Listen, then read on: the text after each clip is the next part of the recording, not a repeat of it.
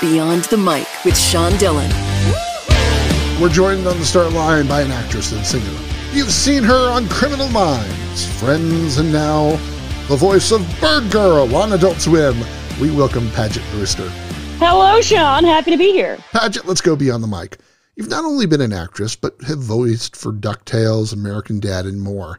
How comfortable is it not to get dressed up to go to set? I'm barely dressed now, Sean. Wow! I'm in a bathrobe. It's the most wonderful thing, voice acting, because I try to dress up. I try to put on a low heel and maybe some nice pants when I'm recording cartoons. I don't want to be schlubby. But the best part about it is it's pure acting. You don't have to worry about your hair or where the light is. You're just trying to emote as what's going on with just your voice. And it's just really exciting because you know when you get it right. Do you prefer voice acting or regular acting? I certainly prefer voice acting during the pandemic. Birdgirl is a spinoff of Harvey Birdman, attorney at law. How much fun, after years of serious criminal minds, was it to just let go and get silly? Hopefully I'm funny. Hopefully that's working out.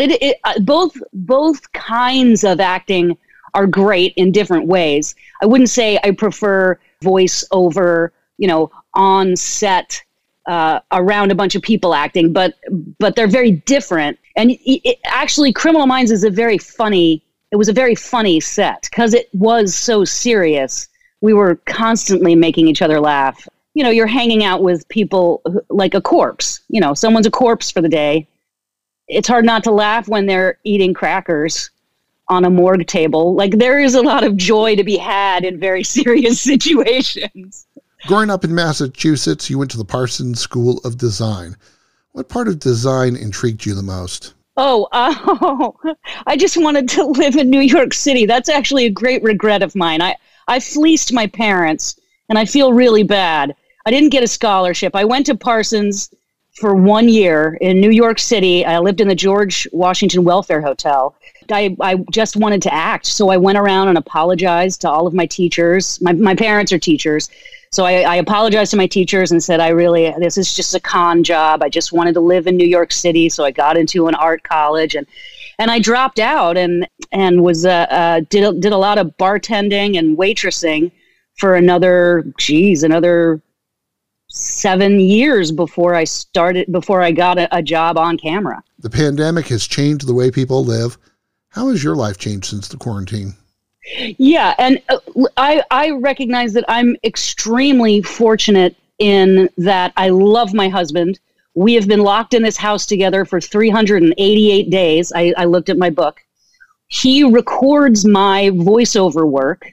We have an audio booth, and he is a musician and a composer and an engineer. So I'm terrible at technical things. He's very good at them.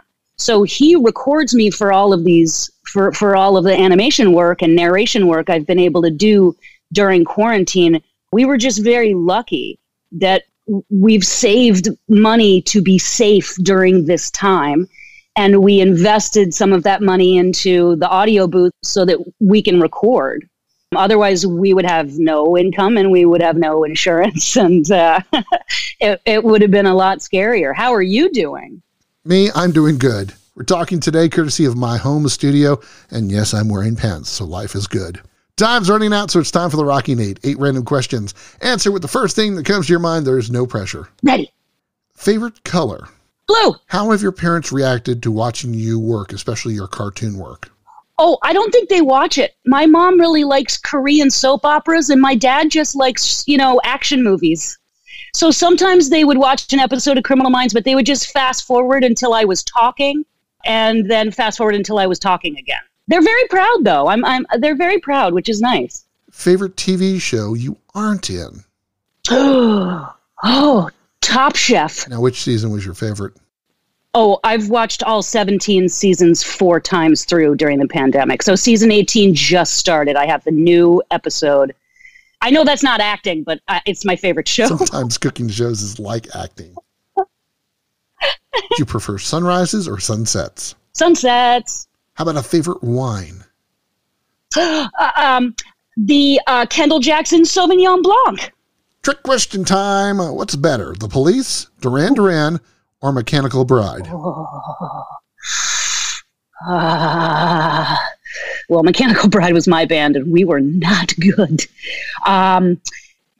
You can't put The Police against Duran Duran. I have to go with The Police. I have to go with the first concert I ever went to. The Police. Who's your favorite comedian of all time? Dave Chappelle. Now, some of us who follow you on Instagram are concerned we never got a follow-up on the ostrich egg challenge. Oh, it's terrible. It's a mistake I've made 3 times. I've gone to Ostrich Town. I buy that dumb egg. You have to drill a hole in it, and then you make an omelet out of essentially 12 to 14 eggs. It's a giant egg. No one can eat that much egg. No one should eat that much egg. It was still during the pandemic, so I didn't have 8 people to feed a quiche to.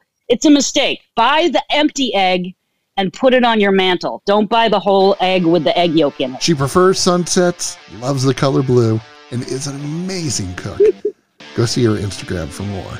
From Birdgirl on Adult Swim, we thank Paget Brewster for taking the time to talk with us today. Thank you, Sean. Have a great day. That was really fun. And that, my friends, is a Beyond the Mic shortcut.